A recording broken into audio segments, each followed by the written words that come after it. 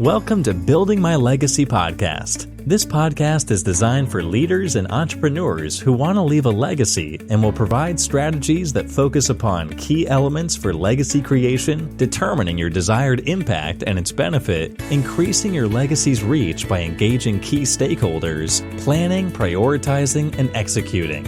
Here's your host, Dr. Lois Sonstegard. Hi, everybody. This is Lois Sonstegard, and we are here today with Megan Gilgan, and for having a wonderful podcast. It is going to be so exciting for you because she's a mother, a humanitarian, and a leader in the not-for-profit sector. She is Deputy Director of Public Partnerships for UNICEF. She has an incredibly important role in looking at what is the future for our women and children globally. So I'm excited to have you with us today, Megan. And if you would just say a few words about yourself, and then we'll go ahead and get started with our podcast. Wonderful, Lois. I'm so excited to be here, and thank you for having me.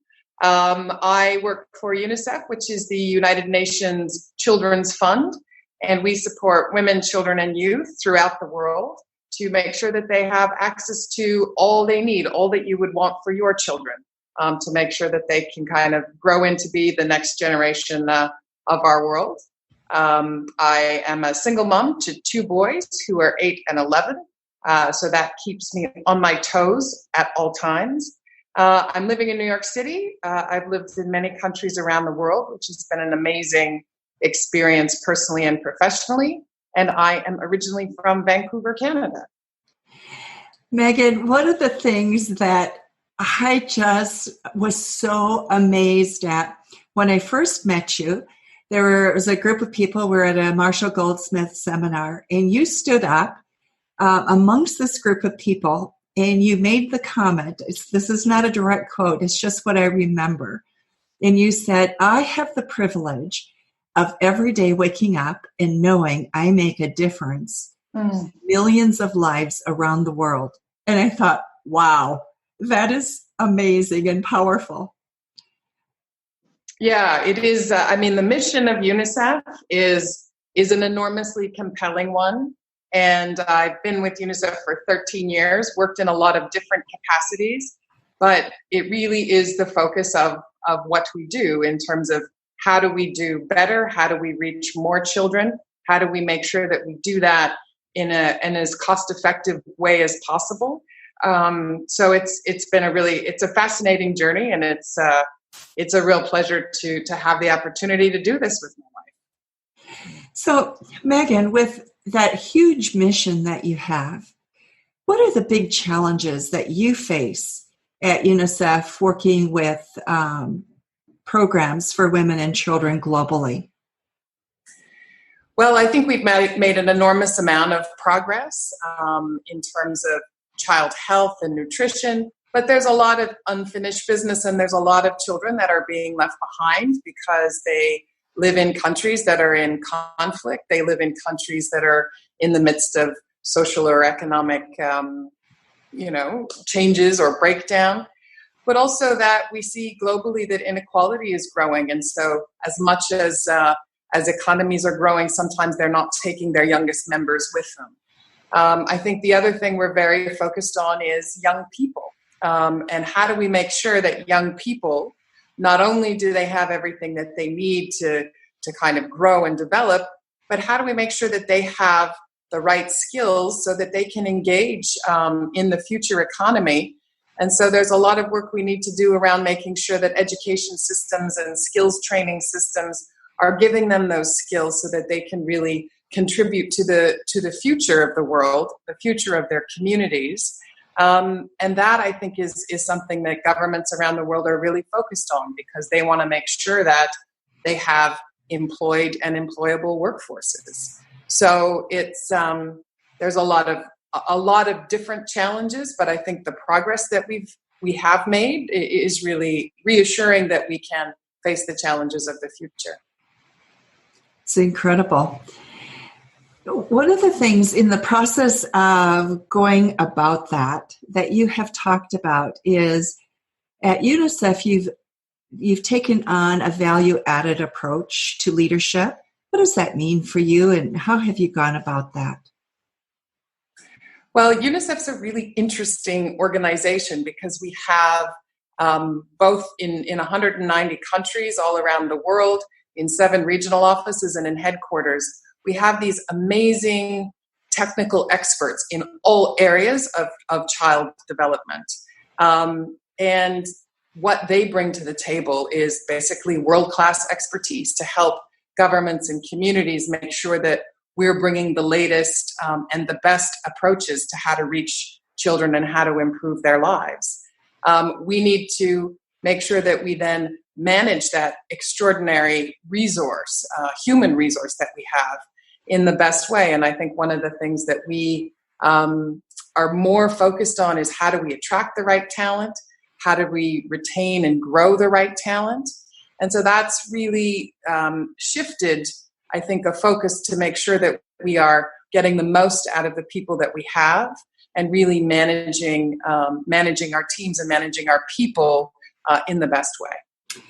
So, Megan, right now, that's probably one of the biggest issues all organizations are facing is how do you get the best out of people? And so we have lots of different programs that people, organizations have put in place. Marshall Goldsmith's coaching system is one of them. It's something that you and I are both a part of. You have training in terms of team development, culture and diversity, and the list goes on and on. So as you've approached that, what are some of the things that you've done to really address those issues? Because this is important to all organizations, not just what you're dealing with. Indeed. I think one of the, we have, I think in UNICEF as other organizations, all of those approaches that you're talking about. I think we've made much greater use of coaching and really tried to encourage a culture of feedback, which is, I think, sometimes hard for very driven people to hear. I think the real challenge in all of these things is how do you change or how do you translate what people learn from all of these different development into changing of behavior? And I think what we've really focused on, at least in the division and the teams that I work with, is how do you focus, model behavior, and really try to incentivize and reward when you see people that are taking on, the good practices that they've learned about how to manage high-performing teams. How do we make sure every day that we're recognizing and rewarding that so that it becomes a change in behavior and that we're reinforcing the learning that people get from all of these courses or initiatives, and that it really just becomes a second nature. And I think that's daily work and something that really requires all members of the team to be very aware of how we show up, how we interact. And in a very mission-driven organization like UNICEF, we sometimes focus too much on the what we want to do, and we don't place enough focus on how we're going about it. And is there a better way to get the most out of our people? And I think that's a challenge that many organizations face. So what are some of the things that you've done to address that? I think it's amazing because it's a huge organization. You also work cross-culturally, across languages. So yeah. How have you done it? Well, I think it's still a work in progress. I think it's also what we've done in the teams that I work with is really try to acknowledge and recognize and look for where we see team leaders that are really empowering their teams. And in some ways that's required a bit of a shift in our thinking, because maybe it's just one of my biases or we all do. You really respect and you hear from the people that speak up. And so if someone comes to a meeting or makes a presentation and you're compelled by what they're saying, you really recognize that person. And so sometimes we give a lot of time and airspace to those people that are really forceful.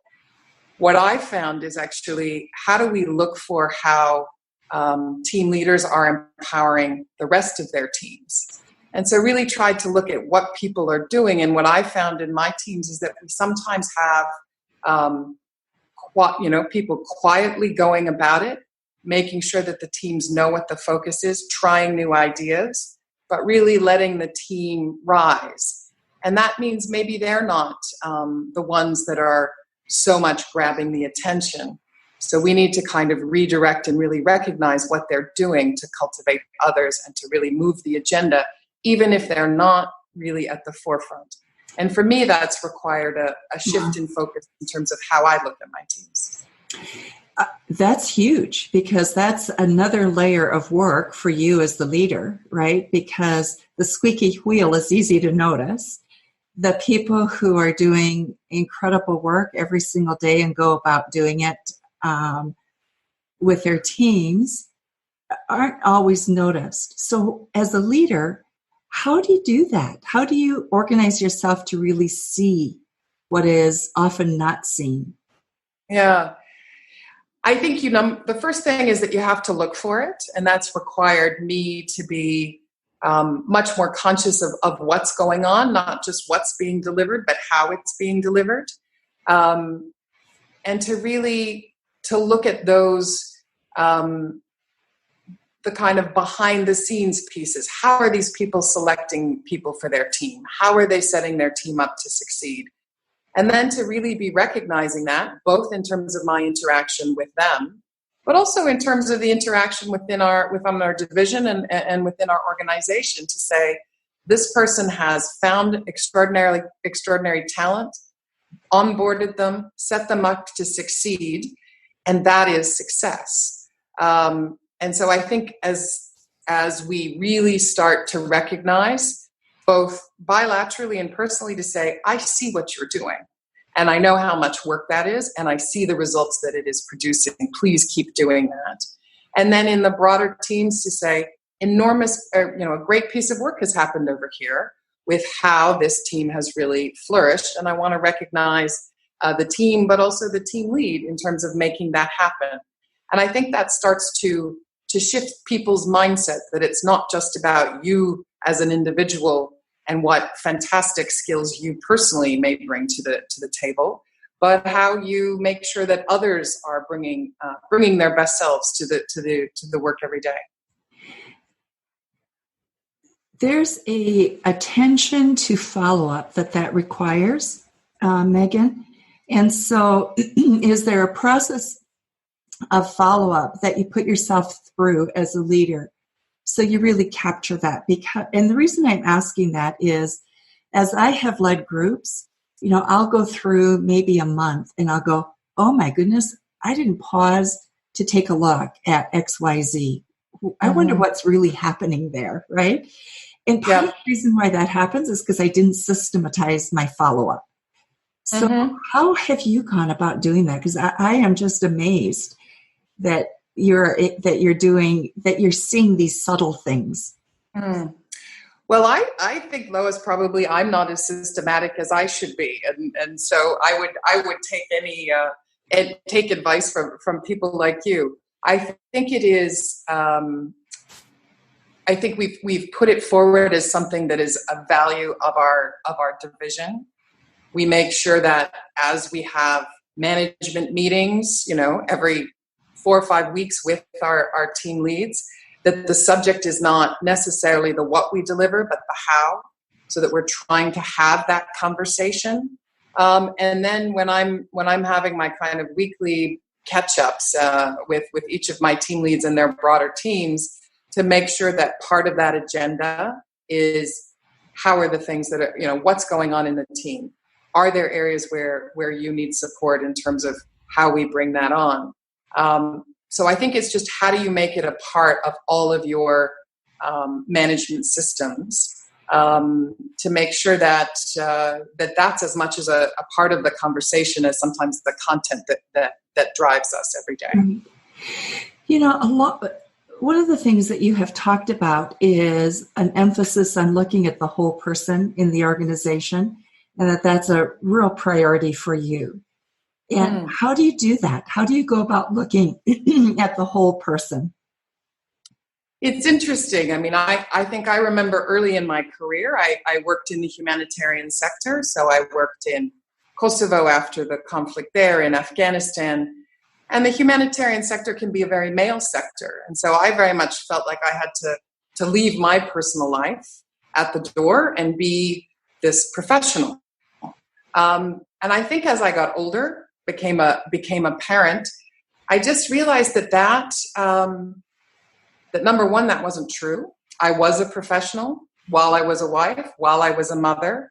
And that all of that is what I actually brought to the table in terms of how I showed up and how I was valuable to the organization.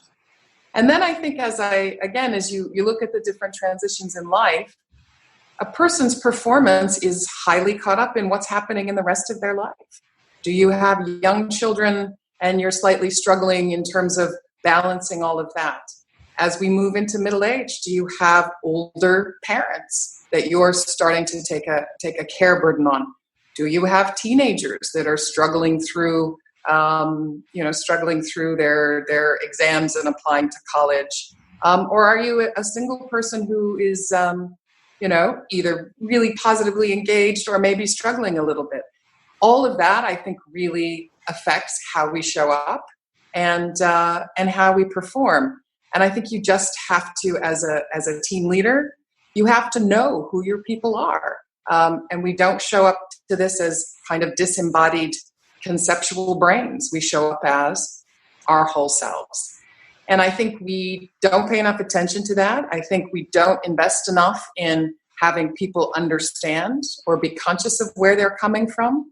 And so that affects, how you interact with others. It affects how you manage stress.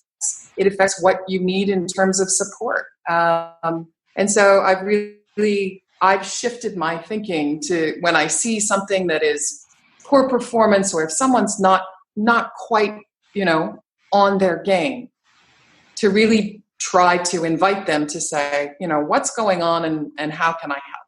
And some of those things are, fully beyond your control in the professional environment, but people really appreciate that you ask the question. And sometimes just that dialogue and understanding, helps people kind of see a way through. And sometimes we can make arrangements that just help them take care of all of the part of their lives, whether it's working remotely or, working on a flexible schedule. And I think when you provide that trust and when you provide that flexibility, people really rise and people really lean in and perform and acknowledge that you've seen all of them. Well, right now, diversity and inclusion is such a hot topic. Organizations are creating programs to address that issue. And as you're talking, I'm thinking about that and thinking about how, if you really look at the whole person, you do have inclusion, don't you? Indeed. You really deal with those diversity issues. And if anybody deals with diversity, you do in your organization. And so realistically, the whole person, is that part of how you have dealt with diversity and inclusion? And are there cultures that are threatened by that perspective? I think one of the things I love about the work that I do in terms of working for the United Nations is that diversity is part of the air that you breathe. We want to look like the world that we serve. And so I work with people from all sorts of different countries, all sorts of different backgrounds, different languages. And that to me is just, one of the things that I continue to be impressed with every day. We do, though, still have kind of microcultures within our organization, offices that become a little bit more dominated by one culture, one people from a certain background, a certain geographic area. So I think looking at the whole person helps us with that, because you also find enormous diversity within people that you didn't realize. My executive assistant is amazing, from Uzbekistan. And I knew that she spoke 5 languages. And as I was coming into the office one day, I heard her speaking in Russian to my HR manager, who's from Cameroon. And I said, "What? How do you speak Russian? What's going on here?" And he says, I did my studies in Moscow. And so you realize that even if I look at him on the surface, he's a fantastic professional that's come from Cameroon, but he then also has this intercultural experience in terms of having done his studies abroad.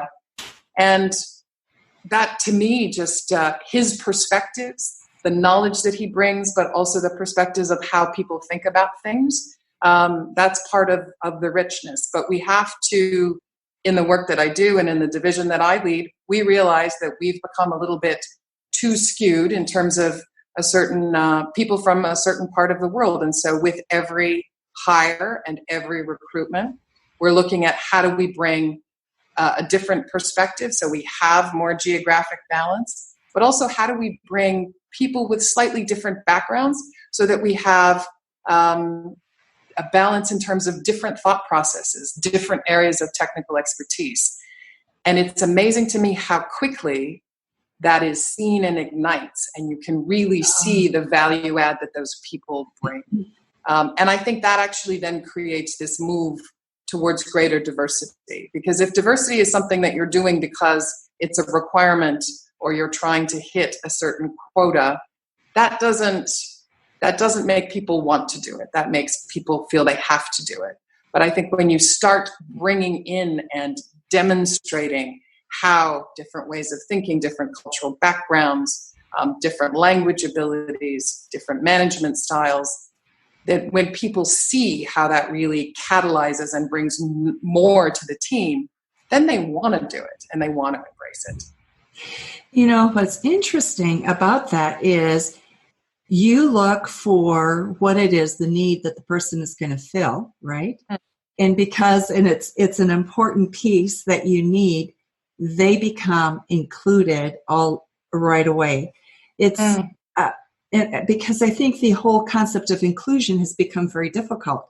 We work at it, but it's kind of a Band-Aid approach often that we use.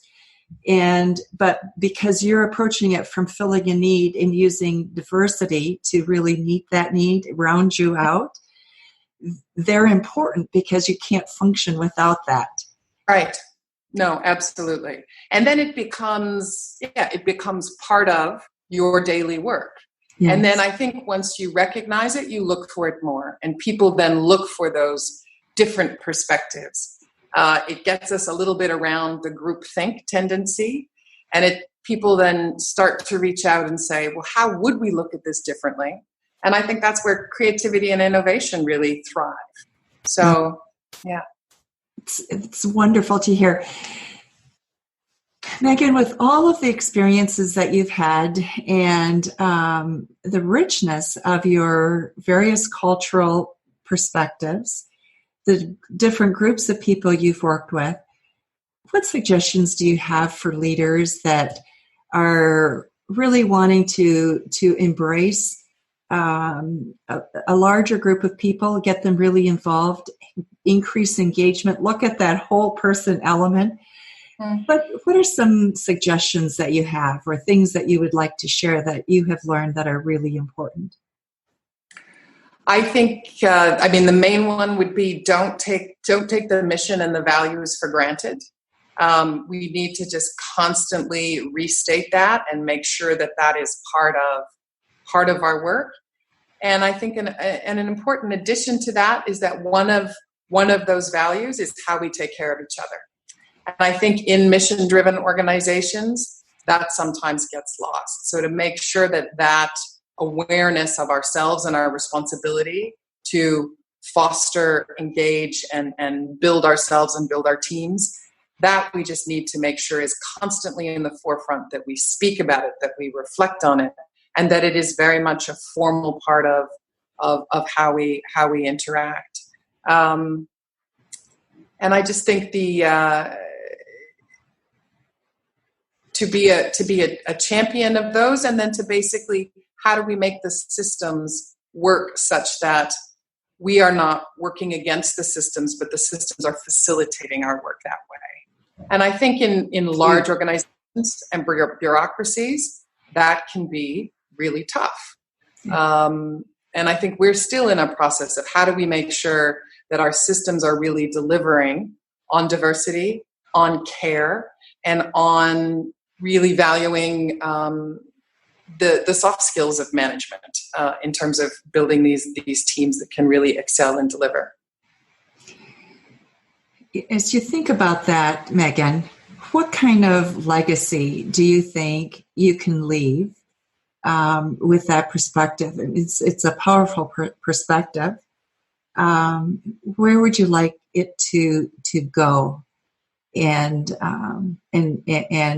challenge, I guess, future?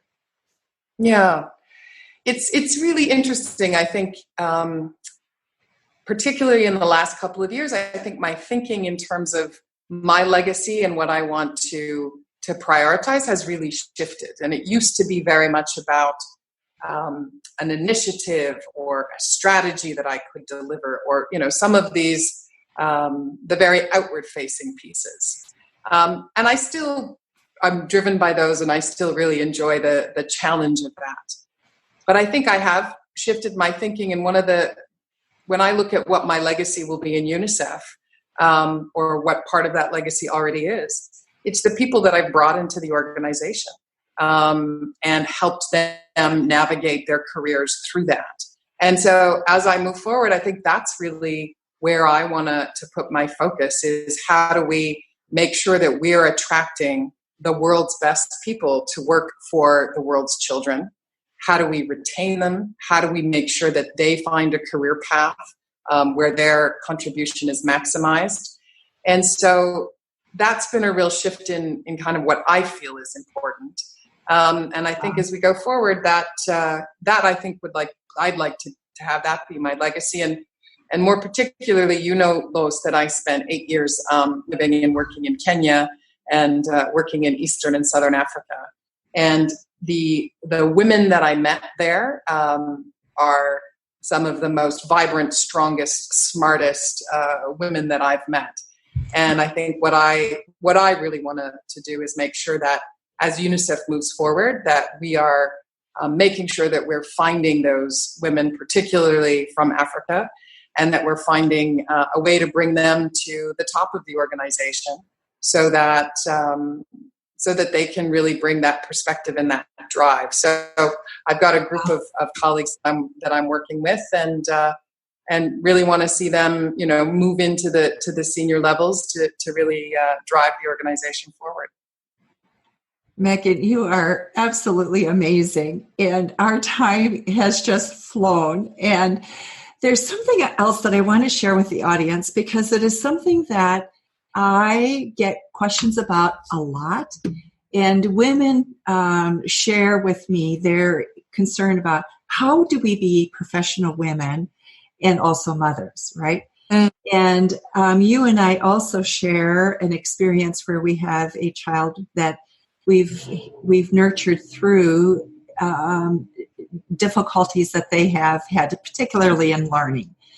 Yeah. And so I want to just let people know about that. And if you're willing, at some point in the future, I'd like to come back and just have a discussion about how do we navigate this as professional women and deal with children with special needs and meet those needs in a meaningful way. Because I think we need to start having more discussion about that. There's more of us in the professional world that have had this experience than we think often. And many say, what do you do? How did you do it?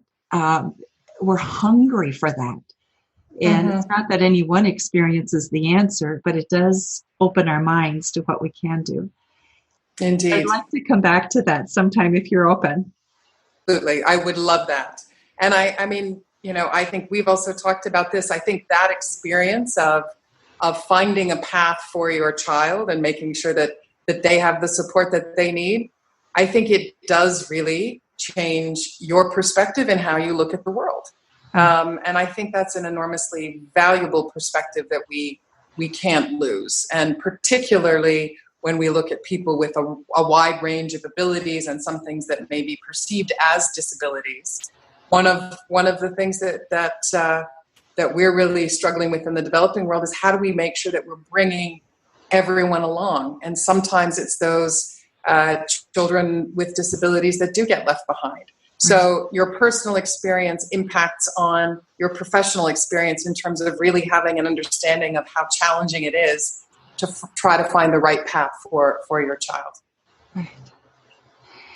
Megan, thank you so much. And for the audience's benefit, if you have questions or things that you would like to have addressed by Megan, just send us an email. We'll make sure that somehow that information gets to Megan and we can respond to you. So there's a link that will be a part of this podcast. Just let us know what your questions are. Megan, thank you very, very much. You are just such an amazing person and an amazing leader. And actually, that little vignette of yours of I wake up every day and make a difference in women's and children's lives around the world. I'll never forget that introduction. So thank you so much for that. And thank you, Lois, for the conversation. I think every time we have this conversation, it makes you reflect more. It makes you think more. And so this has been a great learning experience for me. Thank you for that. Thank you so much. Have a wonderful day. You too. You've been listening to Building My Legacy podcast with Dr. Lois Sonstegard. To book your appointment with Dr. Sonstegard, visit www.buildtomorrow.com.